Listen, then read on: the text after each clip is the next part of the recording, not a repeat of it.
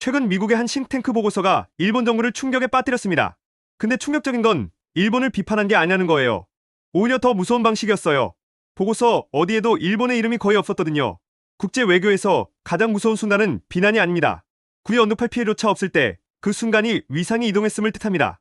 오늘 영상에서는 한국이 어떻게 조용하지 않 되돌릴 수 없는 방식으로 아시아 안보의 중심으로 떠올랐는지, 그리고 일본은 왜 밀려났는지 파헤쳐봅니다.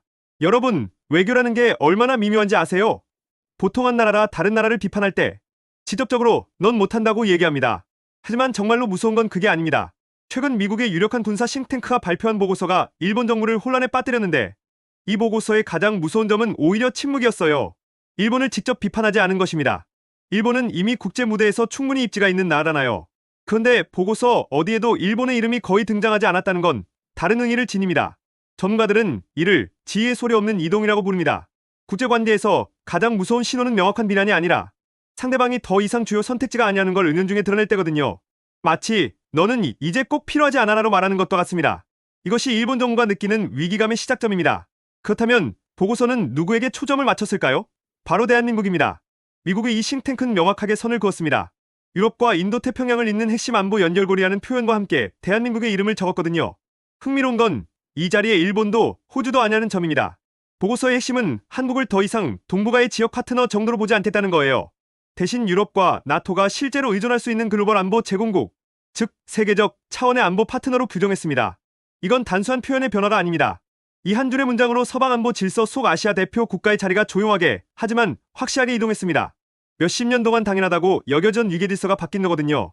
이것이 일본이 느낀 충격의 핵심입니다. 자신들이 누리던 아시아 안보의 중심이라는 지위가 누군가에게 빼앗긴 게 아니라 자연스럽게 이동하고 있다는 걸 인식하게 됐으니까요. 여기서 중요한 질문이 나옵니다. 미국 싱크탱크는 왜 하필 한국을 선택했을까요? 미국의 전략 싱크탱크는 감정이나 동맹 관계의 역사를 기준으로 판단하지 않습니다. 철저히 현재의 능력을 봅니다. 그리고 그 능력을 평가하는 가장 가혹한 기준은 실제의 전쟁입니다. 우크라이나 전쟁은 세상에 냉정한 질문을 던졌어요. 누가 말이 아니라 실제 물자를 즉시 내놓을 수 있는가? 이 질문에 답을 한 국가들을 미국은 주목하게 된 거죠. 한국은 그 질문에 명확하게 답했습니다. 포탄을 대량으로 전차와 자주포를 동시에, 그것도 몇 년이 아닌 몇 개월 안에 우크라이나로 보냈거든요. 다른 나라들이 지원하겠습니다라고 말할 때 한국은 이미 전쟁터에 무기를 공급하고 있었습니다. 보고서가 강조한 것은 한국의 무기 성능이 아니라 한국의 속도와 규모였어요. 진정한 위기 상황에서 얼마나 빨리, 얼마나 많이 움직일 수 있는가? 이것이 현대 안보에서 가장 중요한 지표라는 뜻입니다. 그리고 한국은 이 시험에서 합격했습니다. 실제로 유럽 국가들의 선택은 이를 증명합니다. 폴란드, 노르웨이, 에스토니아, 핀란드 같은 나토 회원국들이 최근 몇 년간 선택한 무기가 무엇인가요? 한국산 전차, 한국산 자주포, 한국산 전투기입니다.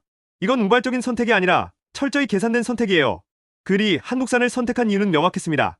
첫째, 나토와 완벽하게 호환된다는 점입니다. 기존 나토 체계와 완벽히 맞춰지니까 즉시 전력화할 수 있거든요. 둘째는 합리적인 가격입니다. 같은 성능의 서방 무기보다 훨씬 저렴합니다. 셋째, 실전에서 이미 검증된 성능입니다. 한국 무기는 독도 청하남 사태, 그리고 우크라이나 전쟁에서 그 성능을 증명했어요. 그리고 마지막, 가장 중요한 이유는 기술 이전과 현지 생산까지 가능하다는 점입니다. 이건 단순한 무기거래가 아니라 기술을 함께하는 장기적 협력 관계를 의미합니다. 보고서는 이를 단순한 수출이 아닌 전력을 함께 만드는 동맹이라고 표현했어요. 반면 일본은 기술은 있었지만 우크라이나 전쟁이 요구하는 속도와 양을 동시에 충족하지 못했습니다. 이것이 시장에서의 선택을 결정했습니다. 하지만 보고서에서 일본을 정말로 충격 속에 빠뜨린 부분은 따로 있습니다. 바로 미사일 방어와 정보 공유 네트워크였어요. 미국 싱크탱크는 명확하게 말합니다. 북한의 미사일 위협과 러시아의 지원 문제를 다루면서 한국이 유럽과 정보 협력의 중심에 서야 한다고요. 더 나아가 한국 미국 나토 간 미사일 방어 훈련의 필요성까지 언급했습니다. 이게 얼마나 큰 의미인지 아세요?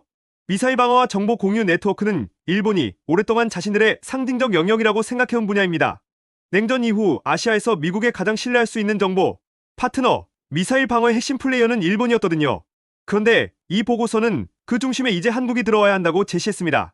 이는 단순한 군사 전략의 변화가 아니라 아시아 안보 구도의 근본적인 재편을 의미합니다. 일본의 입장에서는 수십 년 동안 독점해온 역할을 한국과 공유하거나 심지어 한국이 주도하는 구조로 변화해야 한다는 뜻입니다. 그런데 미국 싱크탱크가 분석한 미래 전쟁의 양상은 더욱 흥미롭습니다. 이제 전쟁은 총과 미사일란의 문제가 아니라 이것이 보고서의 핵심 메시지예요. 현대 전쟁, 특히 우크라이나 전쟁이 보여준 것은 장기간의 소모전입니다. 그리고 그걸 지속시키려면 무기보다 더 중요한 게 있습니다. 반도체, 추진체, 화약, 에너지틱 소재 고에너지, 화학물질, 이 모든 것들이 현대 무기를 작동시키고 전쟁을 지속시키는 진짜 무기인 거죠. 포탄 하나도 화약이 없으면 쓸모없고 미사일도 추진체로 없으면 날 수 없습니다. 여기서 미국 싱탱크의 분석은 매우 흥미로워요. 한국의 반도체와 소재 기술, 그리고 유럽의 추진체와 특수화학 역량이 결합하면 서방 전체의 자립도가 완성된다는 거예요. 즉, 미국과 나토가 중국이나 러시아에 의존하지 않고 독립적으로 전쟁을 지속할 수 있는 공급망이 만들어진다는 뜻입니다. 여기서도 일본의 이름은 굳이 필요하지 않았어요. 이 충분히 발달한 나라이지만 전략적 우선순위에서는 한국 유럽의 결합이 더 중요하다는 뜻입니다. 정리해보면 일본이 왜 이 보고서에서 밀려났는가에 대한 답이 명확해집니다. 먼저 강조하고 싶은 건 이 보고서가 일본을 공격하지 않았다는 거예요. 굳이 공격할 필요가 없었기 때문입니다. 오늘날의 국제안보 질서에서 중요한 건 무엇일까요? 말일까요? 이미지일까요? 외교적 수사일까요? 아니에요. 현대 안보에서 가장 중요한 건 오직 하나입니다. 위기가 닥쳤을 때 누가 무엇을 얼마나 빨리 제공할 수 있는가 이것뿐입니다. 이 기준에서 한국은 이미 필요한 국가의 반열에 올라섰습니다. 우크라이나 전쟁에서 입증했으니까요. 반면 일본은 어떨까요? 기술력은 있지만 정치적 제약, 헌법상의 제약, 그리고 의사결정의 속도 면에서는 있으면 좋은 국가 정도로 평가받게 된 겁니다. 이것이 얼마나 냉혹한 판단인지 아세요? 같은 아시아 국가, 같은 나토 동맹국인데도 실제 위기 대응 능력이라는 잣대 하나로 위상이 결정되는 거예요. 그렇다면 이 모든 변화의 의미가 뭘까요? 보고서가 전하는 메시지는 간단합니다. 유럽과 인도태평양의 안보는 이미 하나 되었다는 거예요. 더 이상 별개의 지역이 아니라는 뜻입니다. 그리고 그 연결의 중심에 한국이 있다는 겁니다. 이것이 단순한 일시적 현상이 아니라는 게 가장 중요합니다. 우크라이나 전쟁이 끝난다고 해서 이 구도가 사라지지 않을 거거든요. 왜냐하면 이건 한국의 기술력, 생산 능력, 그리고 지정학적 위치하는 구조적 요인에 기반하고 있기 때문입니다. 미국 싱크탱크가 지적한 이 변화는 서방 안보, 질서 속 아시아 대표 국가의 자리가 소리 없이 하지만 분명하게 한국으로 이동하고 있다는 뜻입니다. 일본 정부가 느끼는 위기감도 바로 이 점 때문이에요. 수십 년 동안 당연하다고 생각해온 위상, 질서가 아무도 공식적으로 선언하지 않았는데도 구조적으로 재편되고 있다는 사실. 이것이 외교에서 가장 무서운 일입니다. 지금 세계는 말하는 나라가 아니라 움직이는 나라를 선택하고 있습니다. 실제로 행동하는 나라, 위기 때 책임을 지는 나라, 기술력으로 뒷받침하는 나라 이런 국가들이 국제 무대에서 주인공이 되고 있어요. 그 선택의 중심에 대한민국이 있습니다.